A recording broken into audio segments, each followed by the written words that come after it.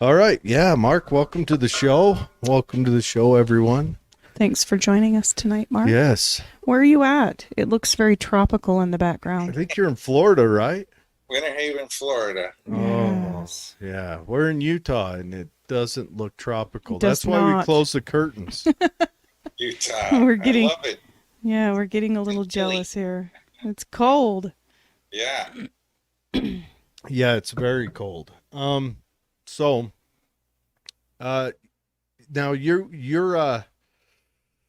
talk a lot about I haven't had a chance to read your book. I've listened to a couple shows you're on. You talk a lot about particle physics and a lot of I guess looking at possible future technology and stuff.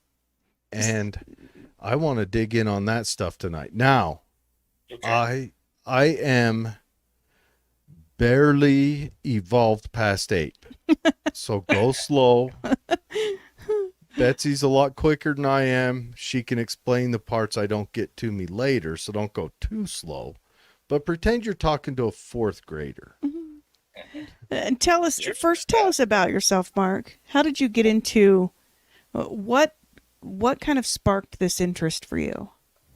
Well, it started very early in my life. At about the age of 10, I was asked by the nuns at the church, our whole class, the catechism class, they wanted us to find a saint born on our birthday. And back in that day, there was no such thing as the internet or any easy way to look things up like that. So I went to my parents, I asked them, I had an encyclopedia, which really was kind of hard to use for searching for things like that. But I had the calendar, and I remember clearly to this day looking at the calendar and noticing that Albert Einstein's birthday was on my birthday. So, somebody that's at least born on my birthday. So I went to the encyclopedia and I read about Albert Einstein. And I just was amazed and fell in love with the guy and everything that he talked about. And that got me into science in general. I became very interested in science and I excelled in that in school. It was my favorite subject. And that same day, I read another article, and I think it was by James Clerk Maxwell, talking about the unified field theory. And I was surprised that he had written that. But anyway, I read this article, and Einstein's ideas on it were also very interesting. And as I read more and more about the unified field theory, and I said, this is absolutely the best idea I have ever heard. And I could not get it out of my head from that time on. In every TV show I watched, every book I read about UFOs, everything that I can get in science, I was always looking at it from the angle, does this have something to do with a clue for solving the unified field theory problem? So It's, yeah, so go ahead. you're in catechism and you're supposed to kind of do some research on a saint, and because you share a birthday with a Super cool scientist. without an argument one of the most brilliant minds ever, it got you started on a path towards a science style Yes. life. That's awesome. Yeah. Well, it's a magical thing the way life works. In my book, I bring together religion and science, and in the end, scientists will have to accept someday that science is just in the pyramid of knowledge, just below religion, because the source of everything comes from God, Mm. and that is repeated over and over and over again by near death experiencers. They're coming back and he's telling them, I created everything. This, even to details such as how the atom works, he's revealed to near death experiences. In one case I have in my book, where I discovered the thing I was searching for, which was the signature of God. So yeah, that's how I got into it, and it's just like the song I heard many years ago before I went into my first encounter with a medium. And distant hands in foreign lands are turning hidden wheels, causing things to come about that no one seems to feel. All invisible from where we stand, yet the connections come to pass, and all too hard to comprehend, they affect us nonetheless. So this addresses what you just said, Jared. This is how it works, and it's how it works for everyone. So They're out there, the guardian angels or whatever. They give us, inspiration, and the word even comes from spiritus, Latin for inspiration. That's how you can connect to great, discoveries and creations of great art and such. So that's the magic of life. That's how it works. so in that case, God would be an engineer. Well, he's of titanic proportions. I mean, Well, when okay, I should say God would be a good engineer. a good engineer of titanic proportions, not a Well, syllable. let's talk about these near death experiences and what they've come back and said about the creation. Yeah, on my website, I have a blog too, and on that blog, I have one really good example of Father Rick Wendell, who had a near-death experience, and it inspired him to become a priest. And in that near-death experiences, God tells him, "I created the universe, the laws of physics, and they are immutable, and all the parameters, all the settings of how the universe worked, they were indeed intelligently designed." And he confirms that.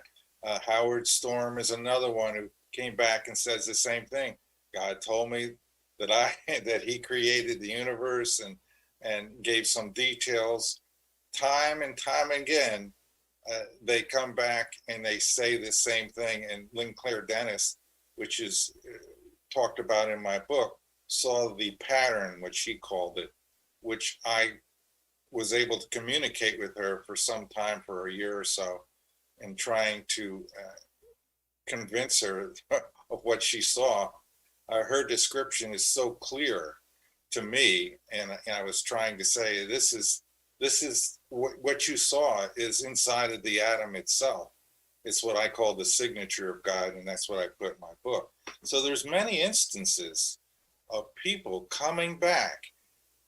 This is, this information coming from these people, we need to be listening to, because it's deep and profound, and it's telling us the way things really are, and the universe is much bigger. The superverse, where all the other universes and dimensions exist outside of our realm that we can't sense directly. This is where it's at. This is the real reality, even more so than our physical reality. It's a much bigger universe and world than we could imagine with our primitive minds, embedded within our bodies. We're so limited, our consciousness, in this form. But when you're in a near death experience, and when they're on the other side, they're connected to the source, and they have access to all the information, everything. Time from beginning to end is explained and is viewable at any point. You're able to experience and connect to the universe in a way that's not even imaginable here, where your center of attention can be in every grain of sand on every planet in the entire universe, and know its function, its position, everything about it. It's a consciousness level that's unimaginable here. But the God source of everything is definitely the creator. And that's part of the big story that I have in the book. I don't go heavily into the near death stuff except for that one instance because of what that particular person brought back and how valuable I believe it was and how it helped me discover the signature of God, which is an incredibly important discovery. I'd be interested to find out, if under the creation myth, what is the purpose of um, the mortal existence in that? Ah, yes. Where does The that fit old in? question, what's life all about? Yeah, because otherwise, I mean, you could, without knowing that purpose, you could imagine a reason to build it just to build it. I mean, I've made things just to make them, just for the fun of it, I The guess, or sheer the fun of creation. yeah, like a couple years ago, I made an electrolysis hydrogen generator just kind of to see if I could, and I was hoping maybe I could, I don't know, run an engine off it or something, which I don't. Yeah, I did that when I was a kid too. That was fun. Well, okay, I did this as an adult because as a kid I wasn't smart enough. I might be able to graduate to doing that, as I turned into my 40s, because, but I wanted to see if I could, Yeah. and but I didn't really have a definite need for it at that point. But the question of the mortal life, I don't have a direct belief in God, and I don't have a direct disbelief in God. I just have an agnostic Right. knowledge of it. But I wonder where the mortal life comes in. Is it a test? Is it a lesson? Is it a school? And everyone's education, if it is a test or a lesson or a school, everyone's education in said school is so vastly different, where some people live a fortunate life, some people live a, a horrible, painful life, and I wonder how that could fit into the test, or is it an overall test for all of humanity at once to see if maybe we can all figure out how to, hold hands and circle the earth. I don't know. I, there are two answers to your question, the short and the long. I'm going to give you both. And basically, what you said is, for the most part, true. Yeah, it's a school, it's an education. And I've read and listened to literally hundreds of NDEs just to get the answer to that question as quickly and basically and fundamentally as I can get it. I want to know the truth, right? Everybody wants to know the truth. And the quick answer is this: what is life all about? Life. Now think about it. Life is actually about the experience of life so that you can have it.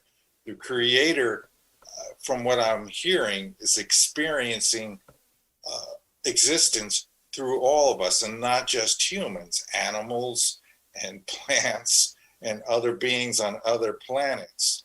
And when we pass away, when our time is up, we return to the source, which is this being of pure love, what they call him in the afterlife, the one, God. Many names, all are, pretty much fitting. God has basically said, people have asked what's the best religion. They're all correct. Where we get it wrong is in our interpretations. And that's what causes wars and battles and such disagreements with religion. They are just different pathways to the one source. And so life is about experiencing life, and God's gift to us is our life. Our gift to him is what we do with that life. And it's free will and choice, so you can do whatever you want. And every thing is examined in the life review, which you'll know if you read many NDEs and stuff. Pretty much everybody has that at some point in a near death. Not always, but most of the time. But when it's your real death, you definitely have the life review. And then you go over all your choices and all the experiences and so forth, and you get the big picture. You get the understanding. Everything that happens makes sense when you're in the presence of the divine and compassionate God. So it's a beautiful and eternal thing, life, and the life after life. Is that the good news is, the really good news is, we are all eternal. We don't really die when we die physically. We continue on. We go back home, really. And I read this one NDE in particular where the person was given the whole explanation for how the method, the mechanics of being born, and the pre-training that we all go through before we enter this world or any other world that we're going to. Hold on, pre-training? Oh yeah, classes. You're trained for your mission, your life's task. Everyone comes to that day. Everyone chooses their path, and it's agreed upon with counselors and such that are saying, well, this is in your best interest for your spiritual growth. You're going to have these experiences. So wherever you're born, believe it or not, you pick that with the help of the Father. And you come into this world and you're dealt a hand. So and it's up to you to play that hand as best you can. To get as much from this existence as possible. Yeah. So I mean, that's where the action's at. On it's like an adventure. On the whole, I chose. Exactly. I chose wisely. An adventure. So I chose being born in the United States. There's no other place I'd rather live. There's other places that if I had to choose second and third, sure, but this would be first. I chose a time where we had flushing toilets, very important. Q-tips are here. That's Q-tips are great.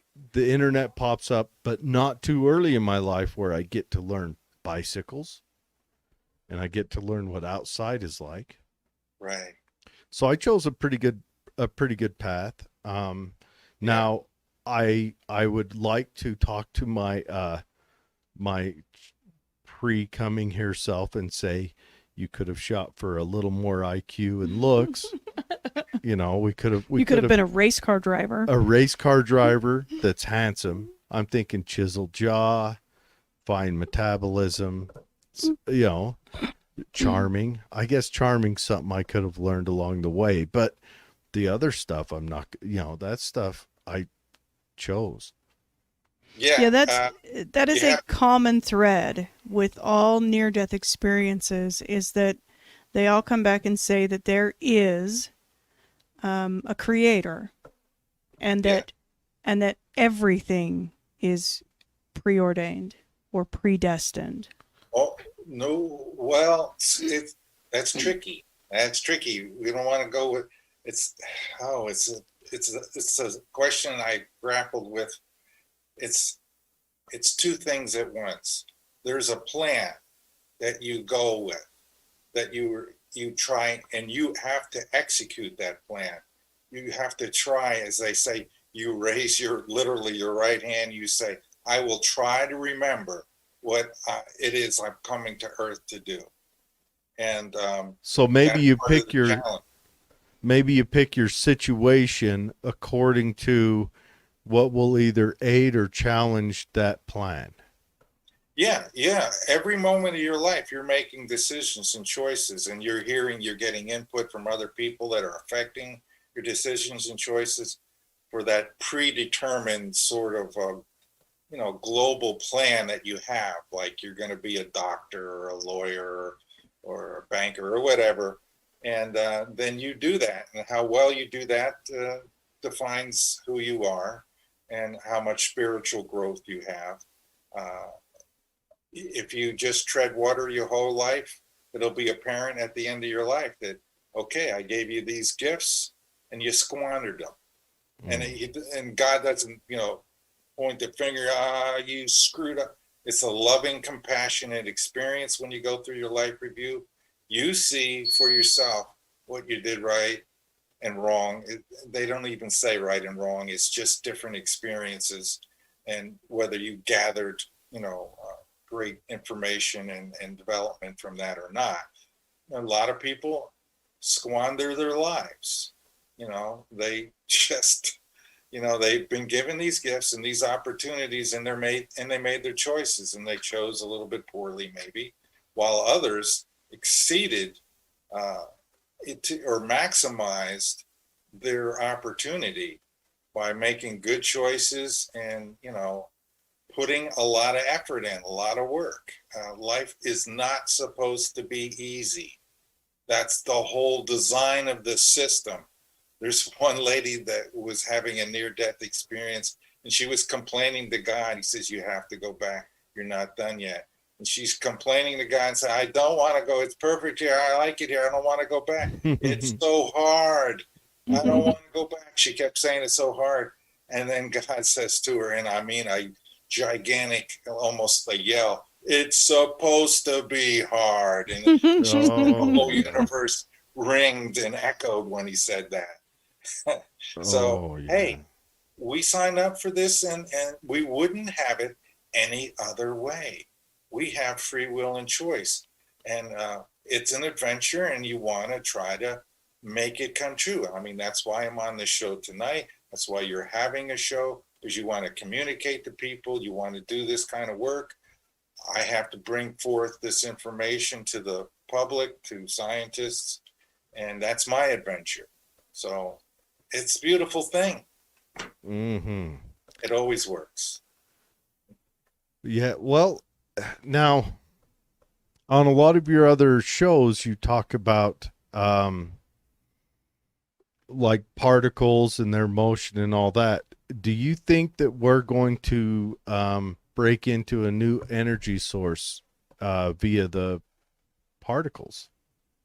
Well, from my research, I looked at the particles as, in a way, I want to understand how they work. And there's some mysteries, actually a lot of mysteries around particles. In particular, the one that interested me the most, which I thought was critical to understand, is how do they move?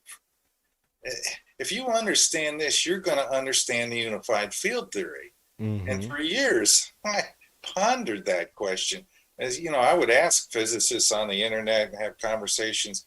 Well, particles have momentum. Well, where do they get it from? Yeah, where does it come from? They just have it, and they keep going back to and repeating that. So I want to know where the moment, how does a photon travel 13 billion years across the universe to make it to us and never slow down? It goes through space. We can't build a rocket to go to the speed of light. We need all of the energy in the universe to do it, and we still couldn't do it.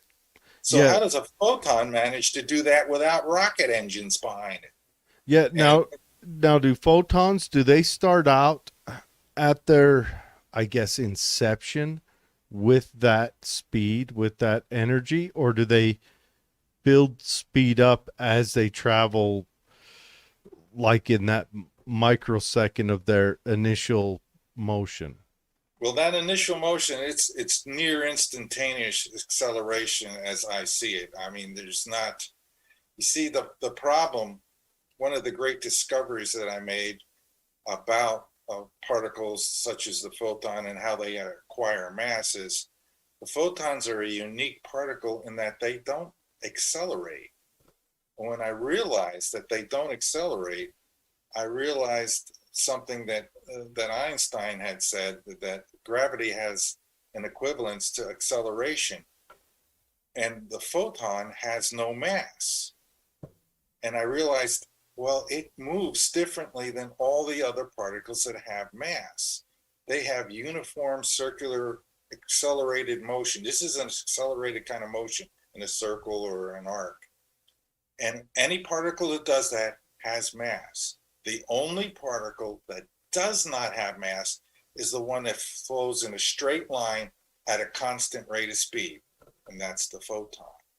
So one day I just realized, my God, that's how mass is generated. And I made the link from what Einstein said about acceleration is equivalent to gravity, and you get gravity because particles have mass, and that's basically they're putting out into the space a gravitational field. And we call that mass, but it's, particles emit a gravitational field. So the trick was to determine how that comes about, which I do in the book, and I describe it in great detail. And now, photons have no mass, or do they just have mass that we can't measure yet? No, they have no mass, because if you ask a physicist how much charge does a photon have, they will give you an answer that's not really correct. They will say it has zero charge. Why? Well, because if you look in detail at the photon has +1 and -1 charge. It's got two charges. It's built together. So it's got a sine wave up and a sine wave down. So they add the 1 and the -1 and they get 0. And so they say no charge. I say you need a different meaning for the number 0, because 0 usually implies nothing. Right. Nada, zilch. But in this case, it doesn't mean that. It means balance. It means the photon really should be described as having +1, -1 charge. Don't say it's 0. It's not 0, unless you mean balance. You can refer to it that way. Yeah, but balance. I don't think just it having +1 and -1 would mean it doesn't have mass. Well, as it turns out, according to my theory, because it has balanced, here's the definition for gravity. This should help clear it up a little bit. Gravity is caused by the accelerated motion of fundamental unbalanced charges. When a charge is unbalanced, like the electrons, only negative, it goes like this. That kind of motion causes space to, well, let me finish the statement. Gravity is caused by accelerated motion of fundamental unbalanced charges. When charges move in this way, when they accelerate, they cause the space in and around the particle to contract. Gravity is a contraction of the spatial medium, which means we're dealing with space itself being a real physical object. What they called it was the ether back in the early 1800s, actually all the way back to the 1600s, 1700s, 18, 19, yeah. So 1905. Not the absence of stuff, but an actual object. Yeah, it's an actual physical medium, and they defined it very well back in Lorenz's and Einstein's time as a quasi-elastic solid. And what do I mean by that? I mean quasi, when you bend it, it snaps back into place as soon as you remove the force that's bending it. So could that be used as propulsion? Pardon? Could that then be used as propulsion to move things? This is a correct assumption. Very good. You're a good student. Told you she was smart. I'll get to that. So I want to finish the definition of quasi-elastic solid. So the other part is it's a solid. And you must think of this definition. The truest, purest definition of a solid is something that is continuous. That's it. Don't think like it's wood or metal or it's something that's impenetrable. In this case, it's not about being impenetrable, because it's a device, an object that has high tension, and it allows particles to go through it unimpeded as long as they don't accelerate. Even photon has an impedance to it only because space has physical properties that of permittivity and permeability. So that's evidence that there is in fact an ether, because if space was made of nothing, as many scientists believe, not all, but many, and mathematicians, space would not have permeability and permittivity properties, but it does.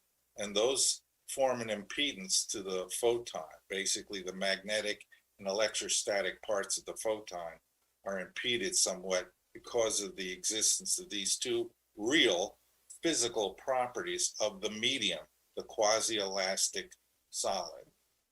So yes, you can use space by biasing it, by bending it and stretching it to create motion. And that's how particles do it.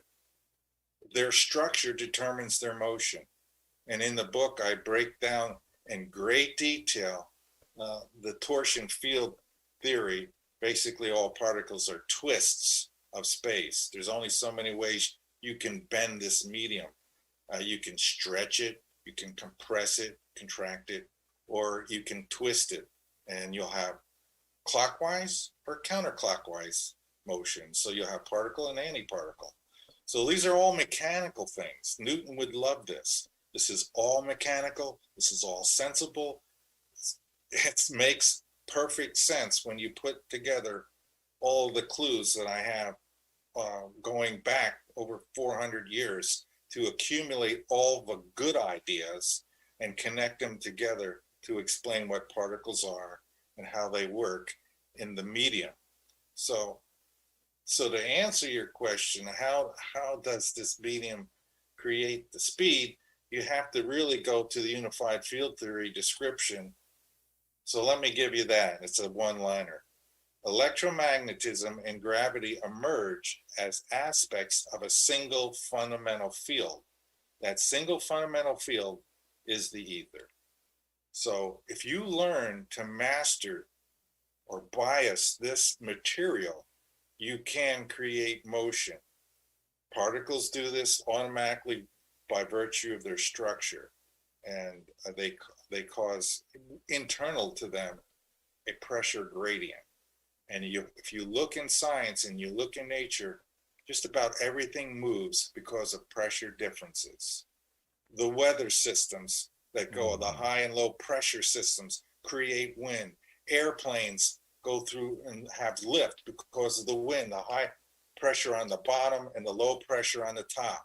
Water moves through a hose because of pressure. Bubbles move up within water because of higher pressure on the bottom and less on the top, and their density is less. So they will always move with the velocity toward the top. Pressure makes things move. So when I realized that, I looked inside of the particle to see if there was a way to construct a pressure gradient, and there is by the twisted method. I have something here. Oh yeah. If you want to know what an electron looks like, see that shape? The very front part, the pointy part, that's the beginning of the rotation of space. The end part is the end. See how it's wider? Space is stretching apart. And when that happens, because of this rotation, there's a pressure gradient that forms from the beginning of the particle to the end of the particle. The end of the particle is more stressed, less dense. The particle is literally pushed through space by the density at the higher density of space surrounding it at the rear. And it's guided forward because of the pressure gradient from the beginning to the end of the particle. This all really makes sense. So does... I just saw a little video today by Michio Kaku, who brought forward the idea, the same idea of the slip wave, which is what I'm telling you that particle gradient field is. I call it the slip wave, and that's the method that I use in my book. I emulate how particles move. I say this is how UFOs do it. They create a pressure gradient and they surround the ship in a bubble of a pressure gradient from one end to the other, and that thing can move through space. So they just add pressure more on one side of it? They do it with magnetic fields, and time again, witnesses have detected incredibly strong magnetic fields surrounding UFOs. I remember reading that as a kid, and that got me onto the idea of anti-gravity.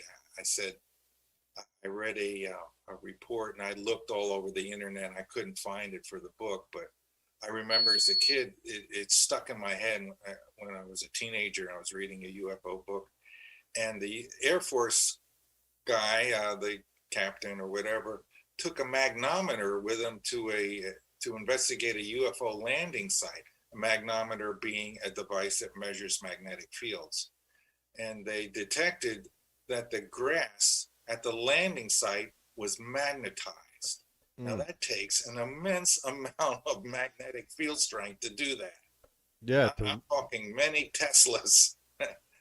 And there's other instances where I've read and experienced people photographing a UFO, the Belgian Triangle. Are you familiar with that particular? Mm-hmm. Yeah.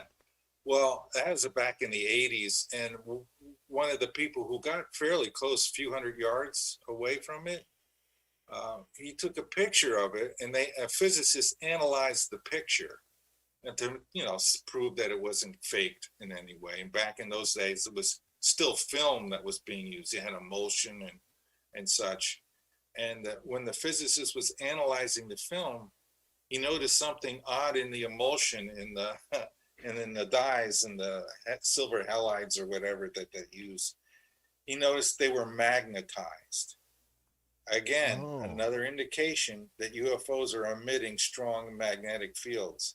So even far enough away, where he's taking the picture, he could tell that I don't think it's like mercury or silver or something in there, a metal solution, and the poles on that metal were changed in a manner. Yeah, when he analyzed that photograph, the physical, not the photograph, he analyzed the what's it called?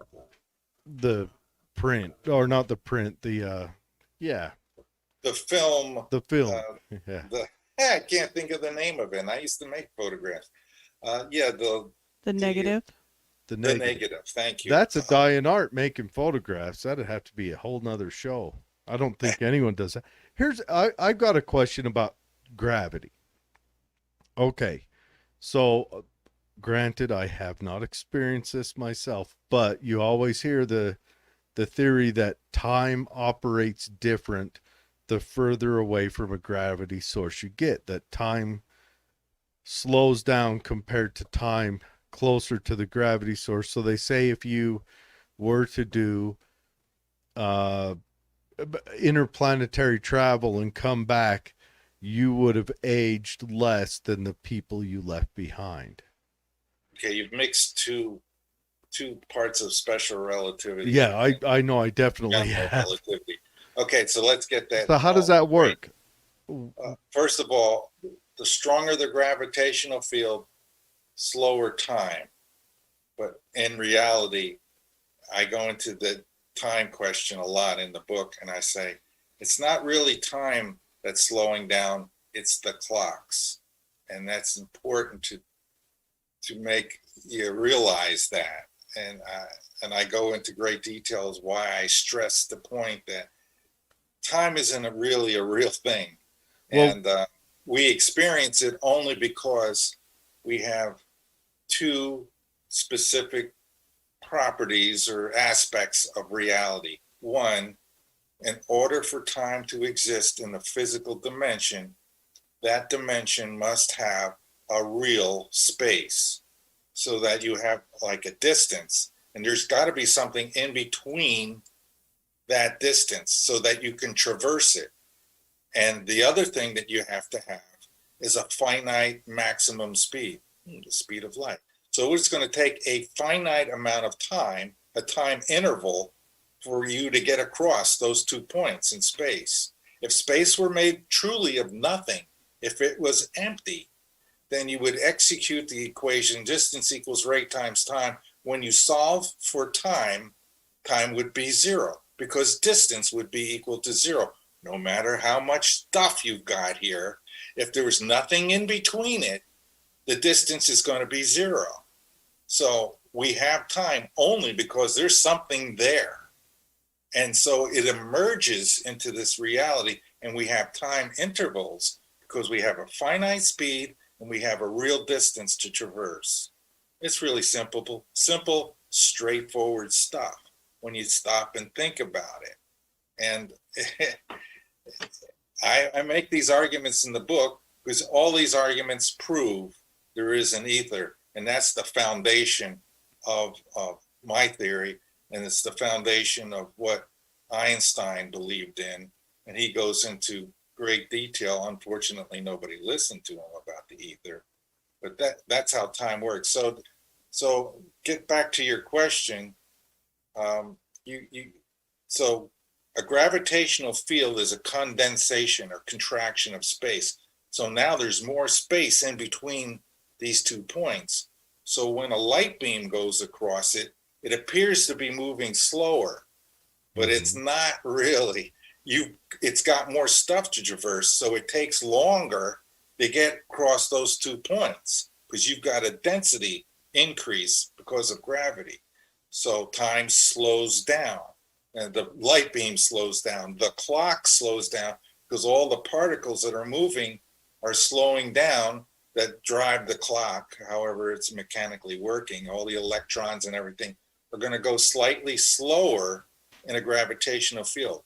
But then when you go in, like you brought up the second part, when you go into outer space and you're traveling near the speed of light, time is going to slow down there because of the great speed relative to the ether. So all the particles and everything in your spaceship are going to slow down. So if you look at the clock, now scientists will argue this point, but they're going to be wrong. If you look down and you're in that spaceship and you're going 99.9% of the speed of light, first of all, you wouldn't be conscious, but if you could be, and you looked at that clock, it wouldn't be moving anymore. Really? Yeah.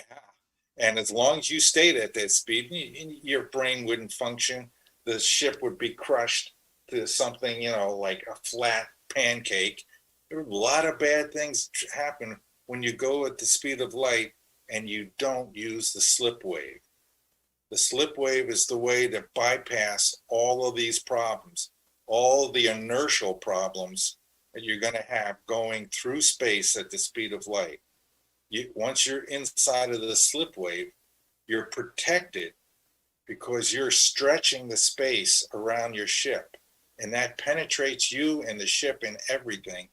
And it's like you're moving almost through nothing, but you're going with the pressure wave.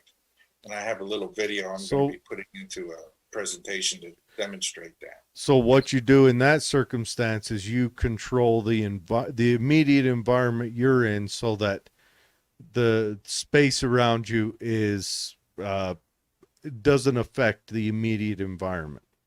Well, yeah, because now would you age different under those circumstances? Because you always hear that story that you age like if someone say flew, I don't know, a light year away at 75% the speed of light and a light year back, which it'd take them, 2.5 years of travel.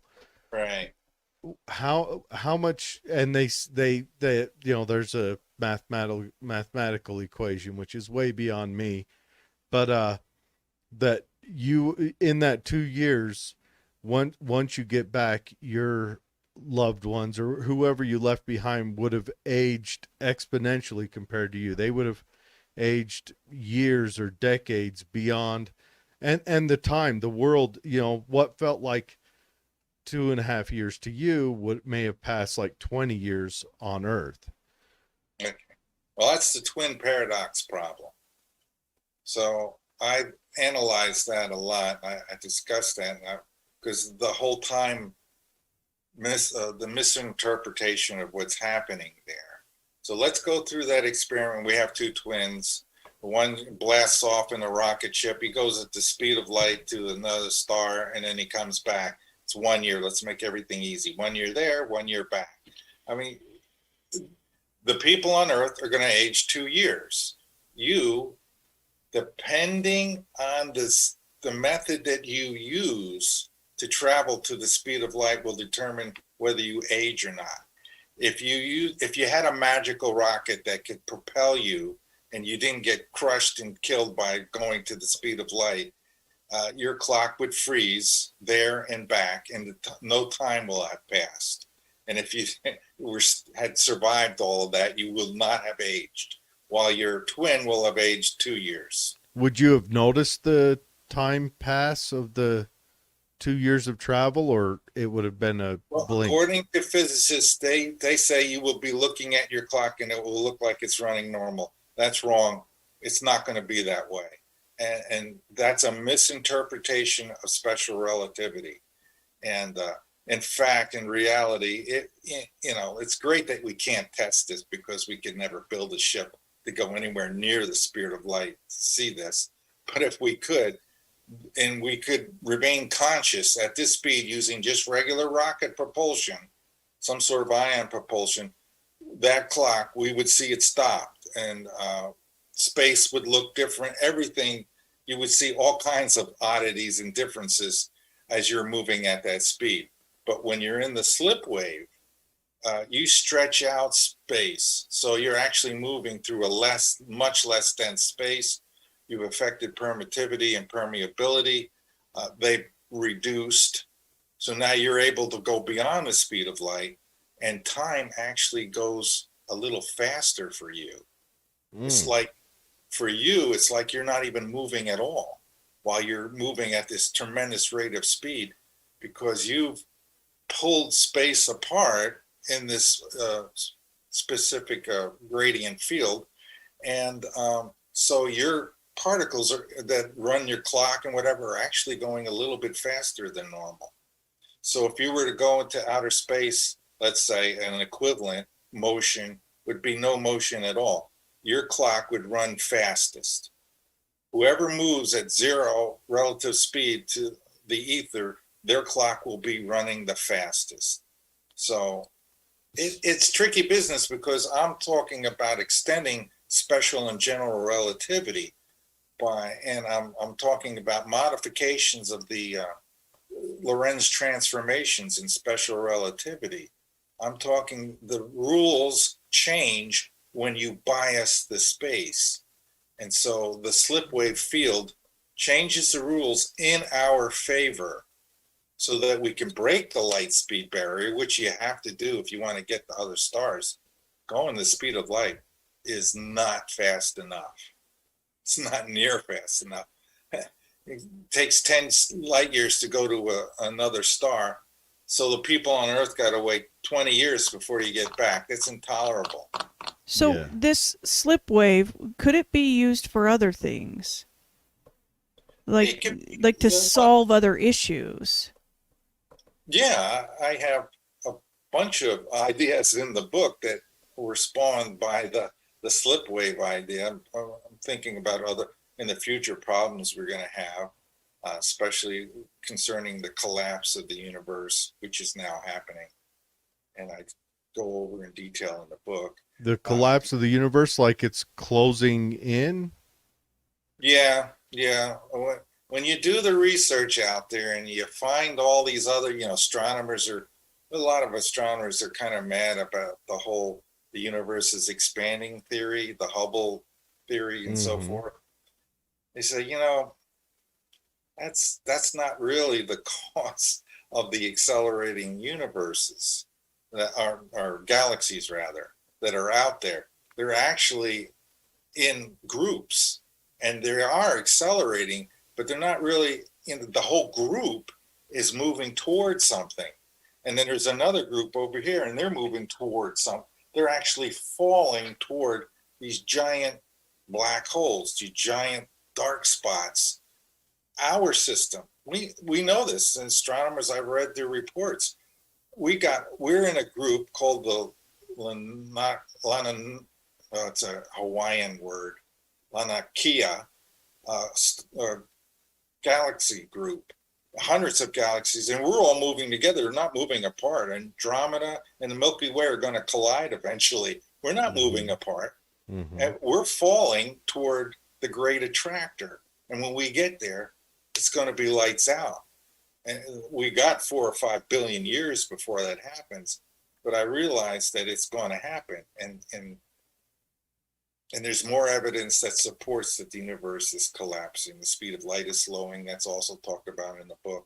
That's more evidence that the gravitational field is increasing as we fall toward the great attractor at a rate, increasing rate of over 1 million miles an hour. And the great attractor is a massive black hole. Well, nobody wants to, or very few people want to go out and admit that. They can't see anything there. They're assuming, yes, it's a massive. Well, black holes don't give off anything to see until they interact with something that you can see get stolen. Well, these are massive. They're not just solar-sized black holes. They're hundreds of light years across. So they might be galactic size. Yes, yeah. They have hundreds and hundreds of galaxies already absorbed into them. And life ends when that happens. And it's not a particularly pretty ending. But I saw this happening, and so I invented the stellar converter to undo black holes.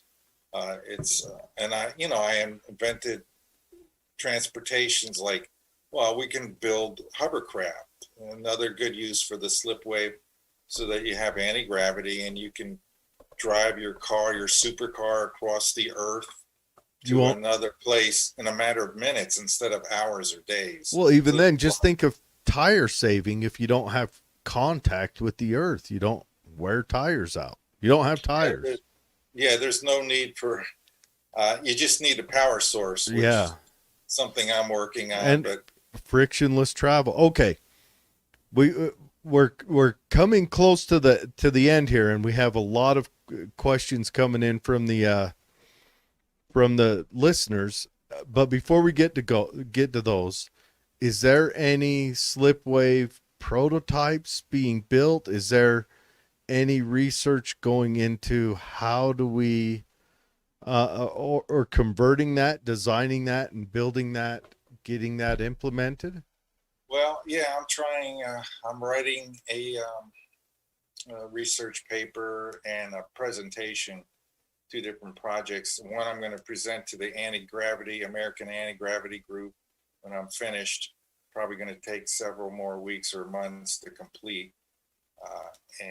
So I'm trying to get people to do specific experiments to prove the anti-gravity theory, which is basically intense magnetic fields, probably rotating magnetic fields enhances the effect, causes the cancellation, the shielding of gravity, and can be used for propulsion.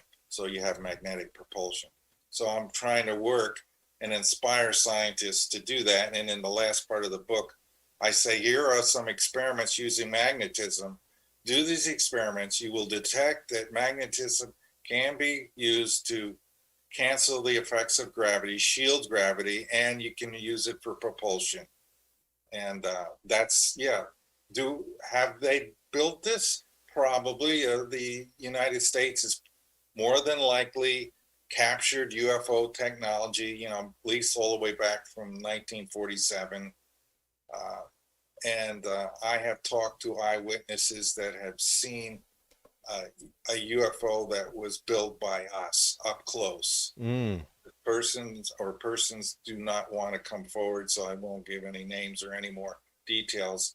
But they swore to me, and they gave me great details and said, I've seen these. So I know they existed. Airplane pilots flying over Area 51 at night have seen them coming from deep space straight down, stop over the airfield, and then zip in.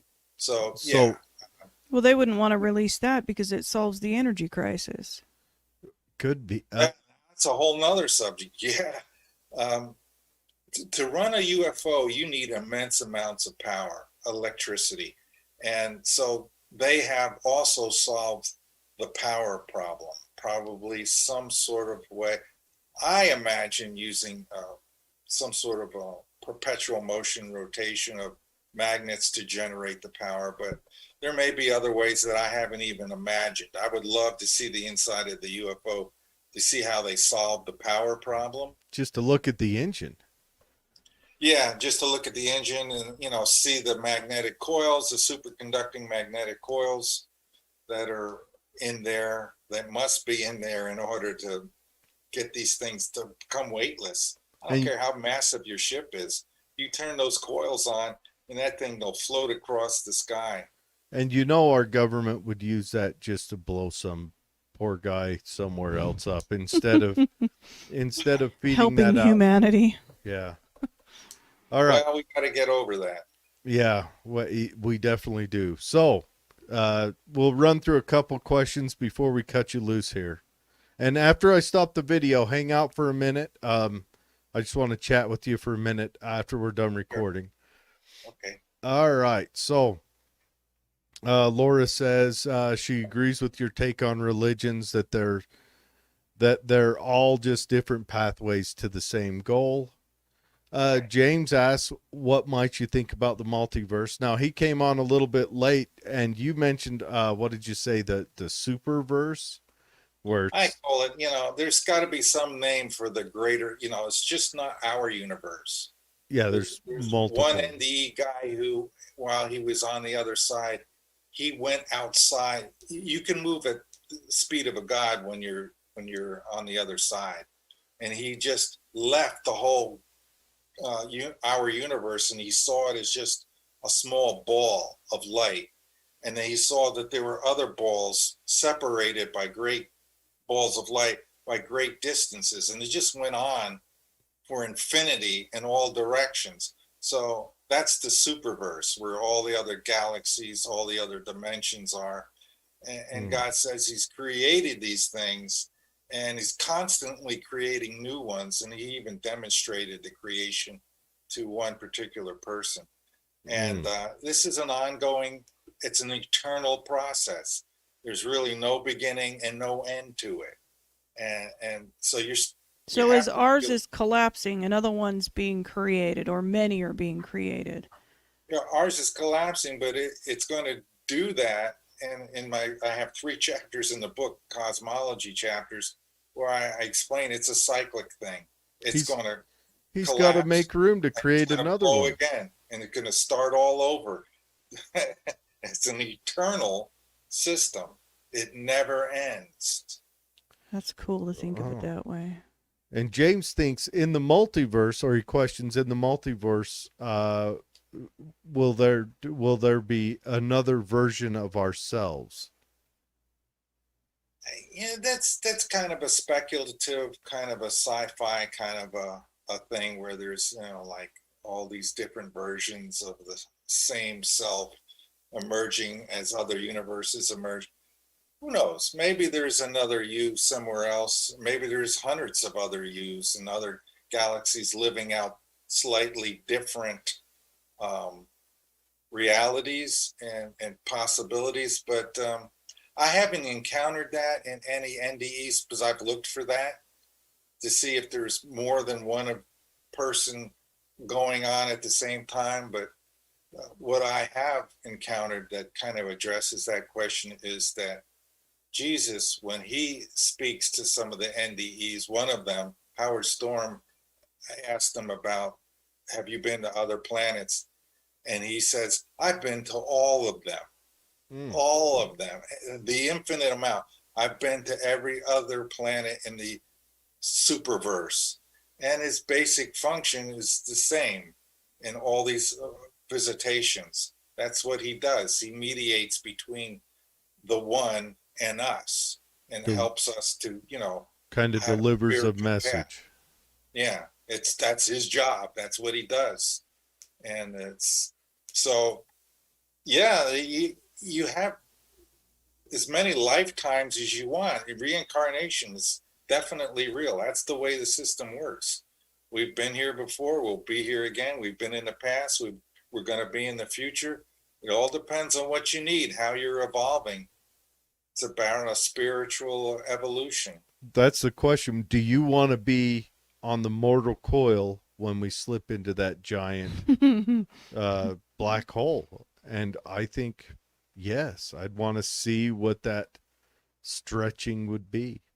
If we do, as I suggest in the book, and we develop the anti-gravity technology, there will be no need to be here when the final punch is thrown.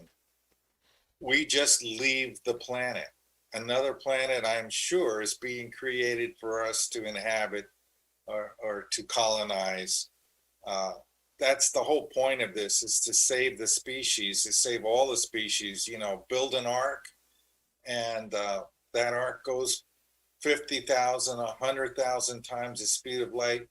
We send out probes, which I know we've already done, to nearby star systems to look for other planets. That's the most economical and best way to find another planet nearby that we can colonize. Well, we've got to move to a different galaxy to avoid. Yeah, that's right. And if you want to go to a different galaxy, and not just a different, we've got to leave our galactic cluster and go to a different galactic cluster. Well, we can only do that for so long, because eventually time is going to run out if we don't deal with the black hole problem. So you might be a guy that's reborn every time and get to witness every time a galaxy gets gobbled up by a black hole. Well, somebody will somewhere. Wow. The only way you can witness it and survive is to be in a slipwave, spatial bias drive, because with that, you can actually go beneath the event horizon and be unharmed. You can't do that with an ordinary ship, because what you have is the irresistible force versus the immovable object, being the black hole, and you're the irresistible force with this incredibly intense magnetic field that's canceling the gravitational effect.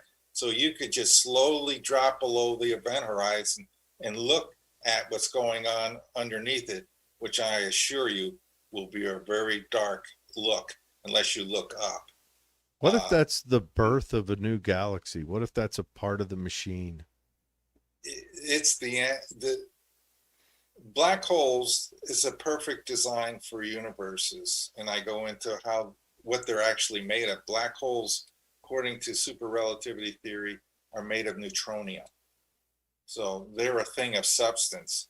Unfortunately for us, in our analysis of black holes and the Schwarzschild solutions and such, the general relativity equations fail. They reach infinities, and then we start misinterpreting what's going on in black holes. That's where you get all these neat, well, there's wormholes, there's singularities. If you get infinities in your equations, the equations are not right. They need to be extended so that they continue to work in that particular situation.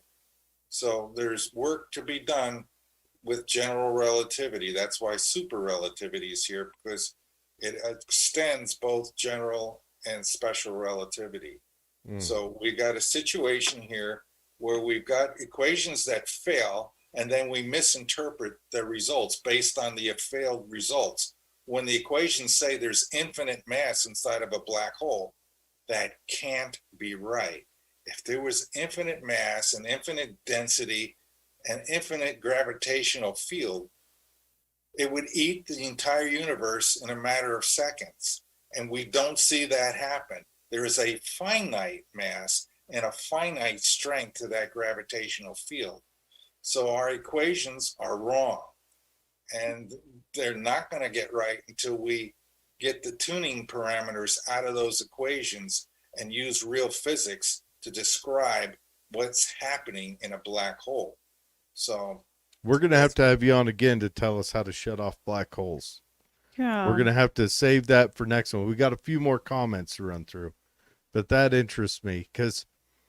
Yeah. And the idea that we're all meant to do something. You know, are we meant to shut off black holes, or is that, like Jared said, a part of the death and rebirth and the death and rebirth? Ooh. That's a good question, and I deal with that question in the book. Ooh, okay. So I came to the same conclusion. Stephanie says she's fairly positive she did not sign up for this, with a lot of giggly faces. Well, the whole, right. your life experiences. Yeah.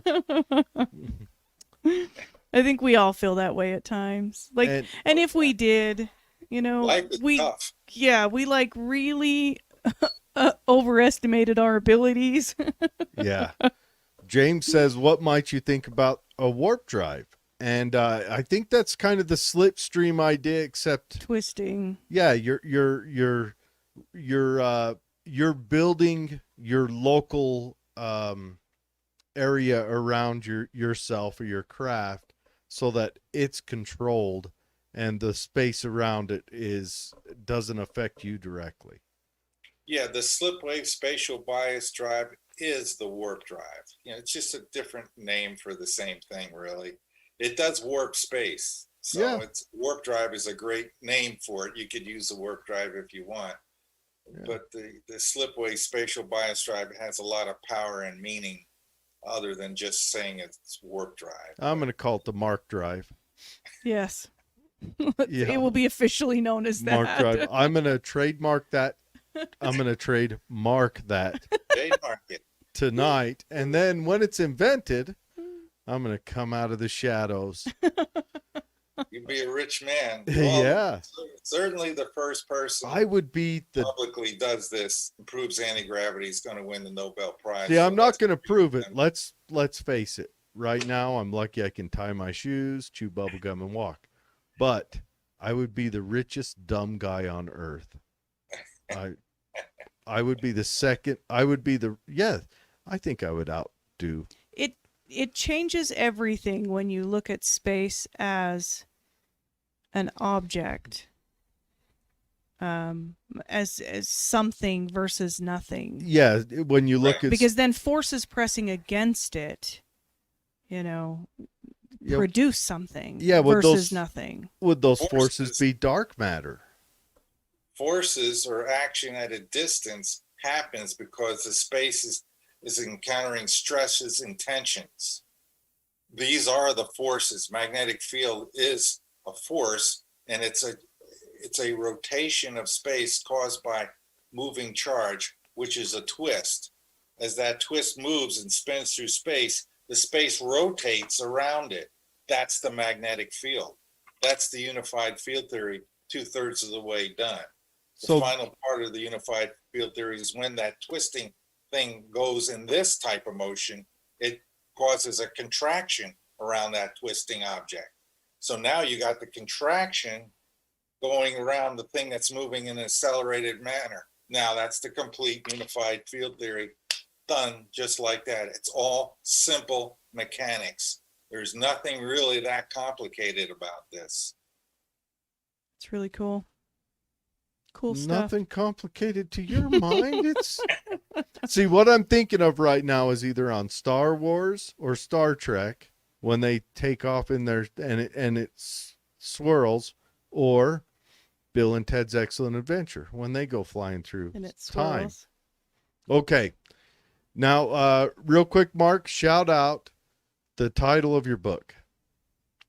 Master of Reality, and it's the theory of super relativity is contained within the book, and that's the unified field theory. That's solution that's within the book. Of course, anti-gravity solution is also in there. And so it's the name of the book is Master of the Reality, and it's on my website, www.super-relativity.com. Okay, and all the links to get in touch with his book, or whatever Mark is willing to put out there, his home phone number, his whatever, but they will be in the you can contact me through the website. Yeah, it'll be in the show notes, so just go right to the show notes. It'll be on there. You can contact him. Now, do you make a child's version with the cardboard pages? Something I can dig deep into. The simplest thing I got was that a fact I sent you. Did you Okay, get that? we've got Yep. that. Now I've been at my day job for the last little while, so I haven't had a chance to dig into that. Okay, Laura asks, so your research on the science of all of this, is that what convinced you about the existence of a creator? Where do you believe you go when you die? Well, I believe in the creator. No, I'm going to take that back. I don't just believe in the creator. I know this is knowledge, and I've gotten this knowledge through direct experience. That's how you acquire knowledge, through experience. I know for sure there is a creator.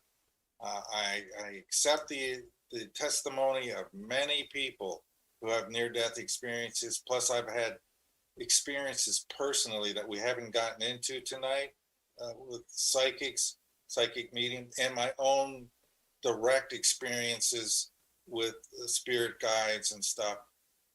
I've sensed them through hearing, through sight, and through touch and smell. And personally, so I've experienced the other side. I know it's there and I know it's real. And you people out there, realize this, everyone, you're not alone. With you at all times, from the beginning of your birth to your final day, you have spirit guides. You call them guardian angels. Same thing. They're with you to help you through this thing. So you're not alone in this endeavor. No matter how hard it is, know that they're helping you and they're with you. And so, yeah, what happens to you after you die? You go back home. That's your real home, that place, not here. That place is more real than here. And it's a beautiful place. And the only people that don't go to that place are the people who are very angry and they're very determined to not believe in a God. And so they get the void until they're ready to accept that there is a God. And that could be a minute or an eternity of time, however much time it takes. But they'll get there eventually. Everybody is reunited in the end because God is a fully compassionate and loving being. He is a creator. And if you want to know how things work and why I brought the belief and the knowledge that God is the creator into this thing, because if you want to know how something works, you better go to the creator and ask him. So that's what I decided to do as I was researching this book over the years.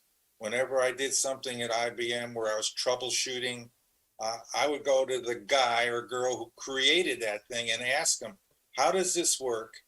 And explain it to me. And they know, and you're going to get the right answer. So what better way to find out how things work than go to the creator and ask them yourself?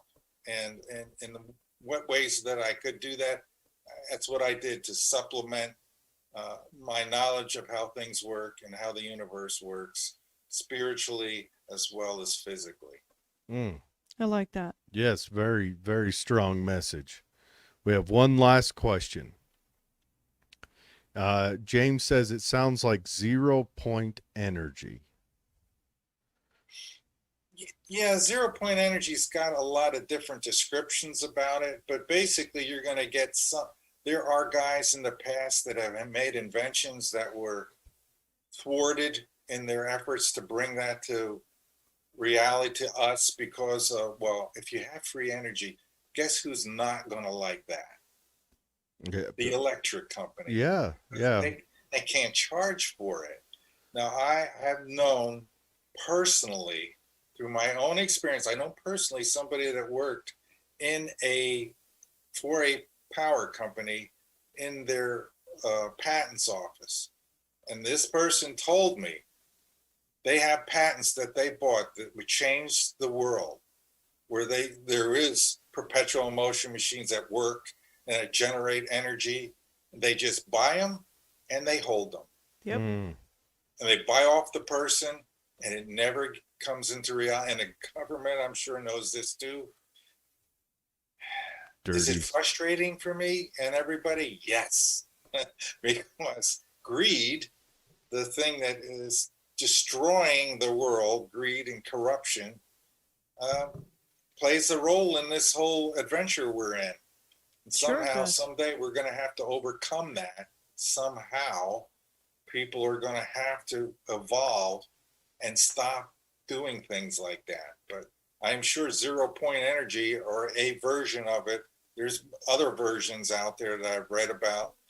You can generate power, extract it from the space itself. The sun is putting out all kinds of radiation at all different levels. You can acquire that, energy and use it. It just needs to be rectified and stored. And that's usually what these guys do when they create a machine that extracts the energy, because the energy is coming in waves. So you have to rectify it, which means you have to take the waves that are minus and flip them so that everything's positive or everything's negative.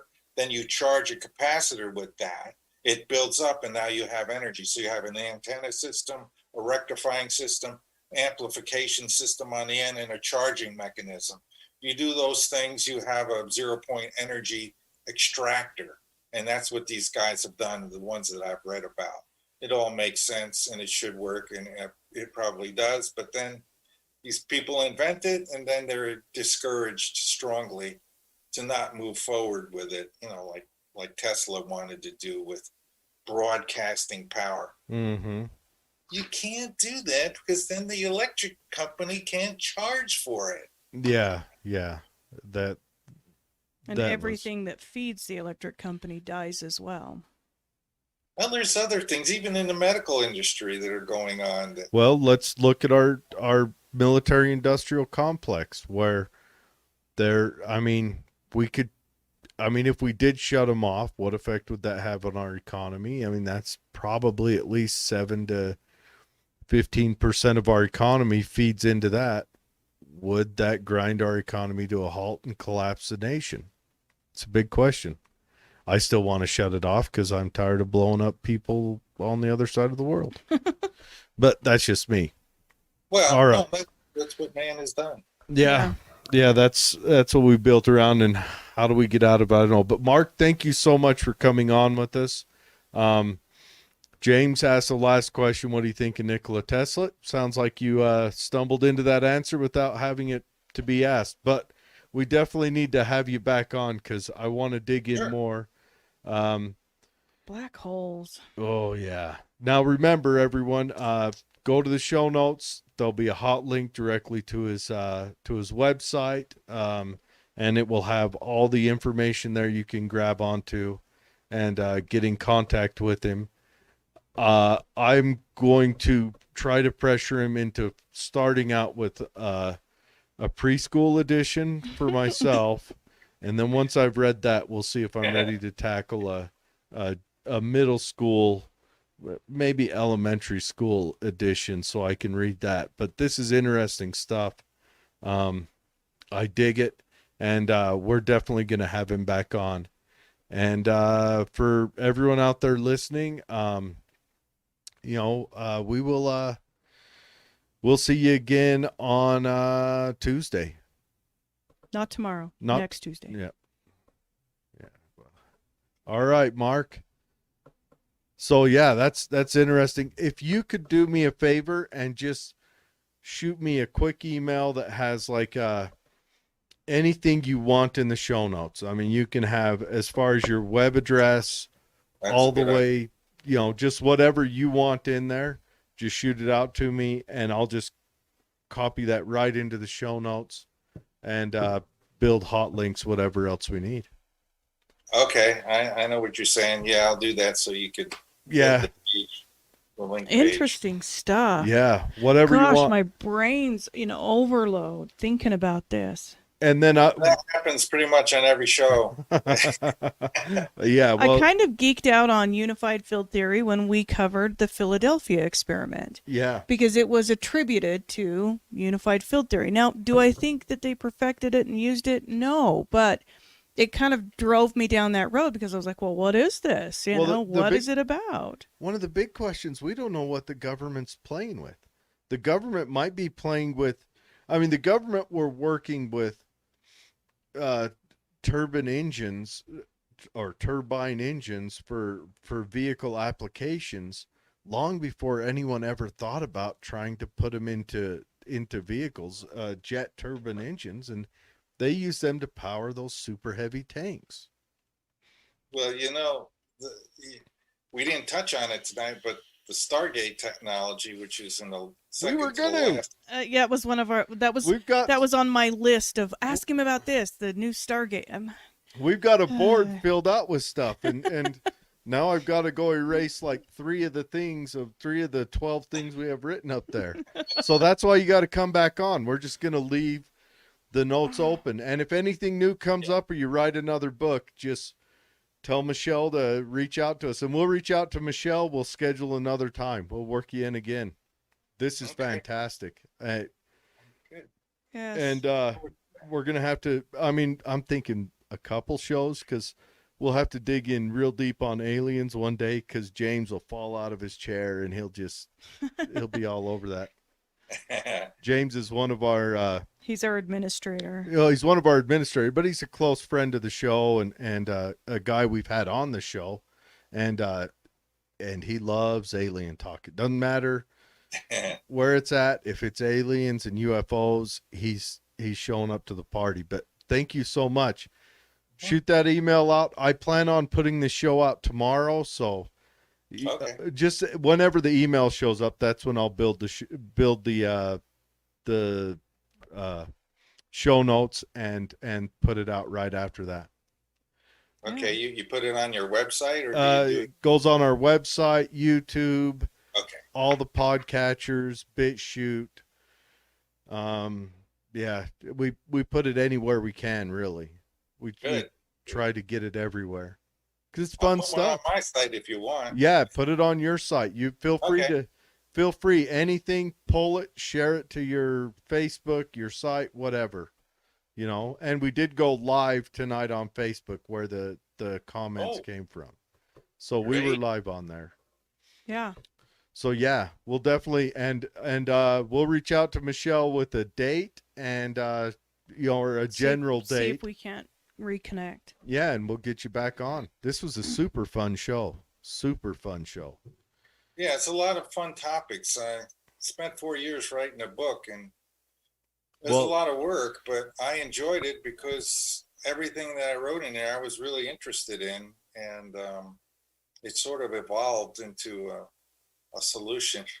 I didn't, when I was starting it, I said, I got a lot of good ideas, and I'll just, I had them written down. I'll just put it into this book.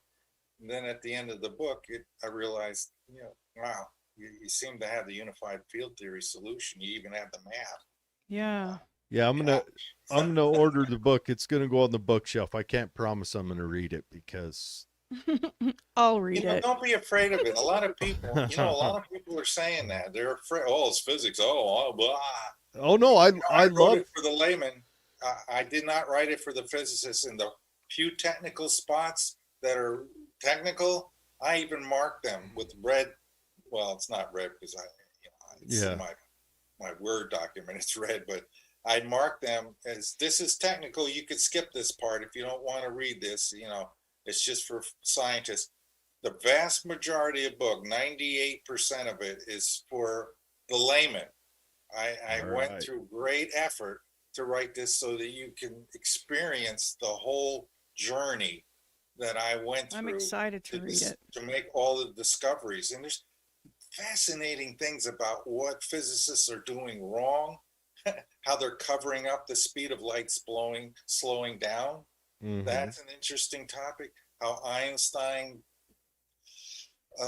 he knew about this experiment that was happening at the same time he was writing his special relativity. He knew that the ether wind was not going to be detected. So he rewrote his theory of special relativity to leave out the ether.